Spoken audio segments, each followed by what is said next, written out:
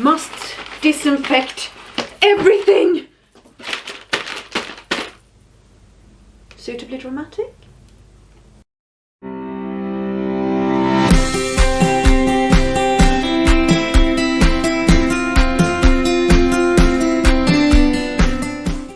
Hi and welcome to the vlog. I'm Tova, this is ParentXP, and today I'm going to tackle the topic of coronavirus.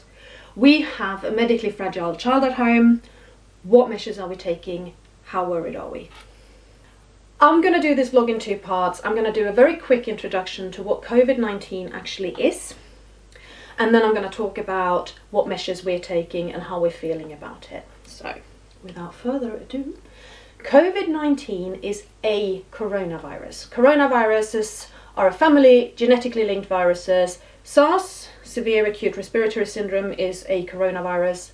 MERS, Middle Eastern respiratory syndrome, is a coronavirus. And COVID-19 is a coronavirus. COVID-19 is new. There is no kind of general immunity against it out in society. It emerged in China late last year and has spread across the world, and we are now talking about it being a pandemic. Today is the 13th of March, Friday the 13th. So I'm really picking a good moment to talk about it. The last figures that I saw from gov.uk were still at less than 600 people infected in the UK. But I'm sure you have all heard the news now that apparently the UK government is going to stop testing people unless they're actually in hospital, and I don't think we're ever going to get any real handle on just how bad it gets in the UK if that's how they're treating it. COVID-19 spreads through respiratory droplets. So you cough, you spit out little droplets as you're coughing. These either land on the surfaces around you, or you cough in your hand and touch things. This is why you should cough into your elbow, because then it's not somewhere that you usually touch. Anyway, it lands on these surfaces, other people touch these surfaces and then touch their mouth, nose or eyes, and it's in their bodies. That's how it spread. The incubation period is unclear, between 1 day and 14 days, they think, with the most common being around 5 days. How long you're actually ill for differs. When you are at your most infectious is when you are at your most ill, but you can still be extremely infectious even when you are at the start of developing the disease and you're actually not feeling all that bad, or you're even asymptomatic. It is unclear whether you develop immunity after you've had COVID-19 and recovered. It is likely that you do, because that is how viruses usually work.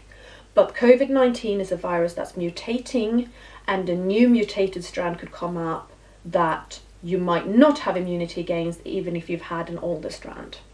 This is why flu jabs are updated every year, and why things like the common cold and the seasonal flu are still around, because they mutate. When you get the advice of washing your hands for at least 20 seconds, that is really good solid advice, because if you've touched a surface that the virus is on, and it can actually survive on these surfaces for a long time. World Health Organization is unclear of how long, but could be several days. Could be several days of the virus surviving on surfaces. So, washing your hands with soap and water, most effective way of protecting yourself and protecting your loved ones. And I'm talking normal soap, sodium lauryl sulfate, SLS. Because the way that works is the soap molecules have a side that attracts fat and a side that repels fat. It's called lipophilic and lipophobic. And by doing that, it breaks fat apart, because it attaches to the fat and then it kind of goes, oh, I like you, oh, I don't like you, and then it's sort of getting torn apart. Scientific! Brilliant! But this is how washing up liquid works. That's why you can wash away oily residue from plates and things. You just need to keep rubbing soap into your hands for 20 seconds, and you've probably eliminated, if not all, then most of the virus. And this really is the most effective way of protecting yourself and protecting your loved ones. What are we doing? Are we worrying? Should we worry? We have a medically complex child. Elin is severely disabled.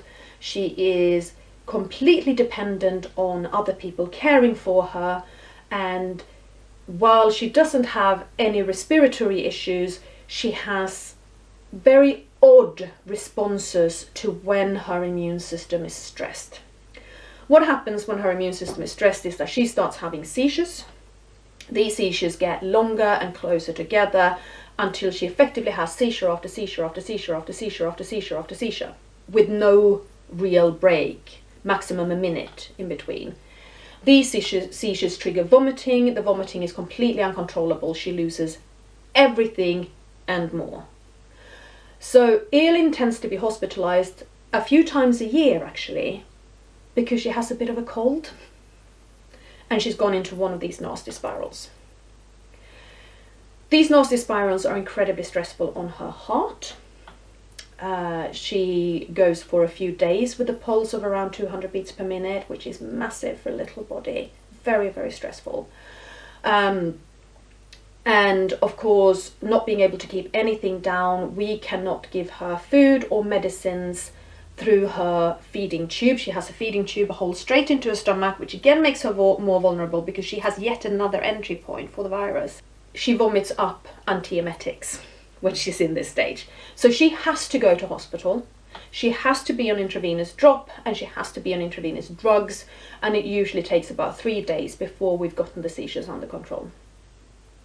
I don't think that Elin is of any undue risk of catching COVID-19, but I don't want her to catch anything right now. Because if she gets ill, even if it's just a common cold, chances are she's still going to need to be hospitalized. We really don't want that. So yes, we are extra cautious. What are the precautions we're taking? We're washing our hands even more than usual. We are now at hospital stay level of hand hygiene at home. And we actually take watches and bracelets off and we wash up to here, because that's what we learned to do when Elin was in neonatal intensive care when she was just born. I've stopped commuting to work. It was actually requested by my manager. I had a meeting with him yesterday morning. He smiled sweetly and he said, I would like you to go home because we need to safeguard your daughter. So off you go. Bye-bye. And I'm now working from home for the foreseeable. Several weeks ago, Rob and I took the decision to cancel all of our plans of traveling internationally. He was going to take Alice down to Spain for a week. I was going to go on a business trip to Germany. We gave up those ideas. At that point, neither Germany nor Spain were worrying. I mean, UK wasn't worrying at that stage. But we didn't want to travel through international airports because there's a lot of people and a lot of surfaces. We do have a fair few people who come and go in our house. Elin has carers every day after school, a few days before school as well. We have different babysitters helping out with Alice. So the reign of terror now is you turn up at our house, you go and wash your hands. Should actually be the protocol every day, really, regardless of any viral outbreaks. I mean, particularly during cold and flu season. What else are we doing? We are taking extra vitamin D. Vitamin D is a very strong immune support, and it's also especially good for respiratory illnesses, and there's a fantastic meta study which I will put a link to below. And what else? Yes, saline. Rinsing nostrils out with saline. Now, there is no scientific evidence here. There is none. But the theory is you rinse out your nose with saline, you then flush out what you have in there by blowing it all out. So you get rid of anything that might be lurking in your nose. Plus, saline solution is a bit sort of antiseptic and you clean things. Should we panic? No, of course not. We should take sensible precautions, and that's what we're doing. We're not going to stop seeing people, at least not yet. There are no reported cases in the region where we live. We are not going to isolate ourselves yet. If it comes to it that we start displaying cold and flu symptoms, then we will. But for the time being, schools are open, preschool and Elin school. The kids are still going. Alice is at gymnastics right now. We are still going to have a social life. We're still going to have our carers coming in. We're just going to make sure that we keep a little bit up with the hygiene. and that we do bear in mind that the COVID-19 outbreak is disproportionately reported on in the media. So I'm going to link to Information is Beautiful. David McCandless, a really brilliant data journalist who I've actually had the honour of meeting, has done some really great research on the outbreak and fantastic visualizations about what it all means. So I'm going to link to his website below as well. But as you can see, it is massively overhyped in the media. Thank you so much for watching. Bye bye.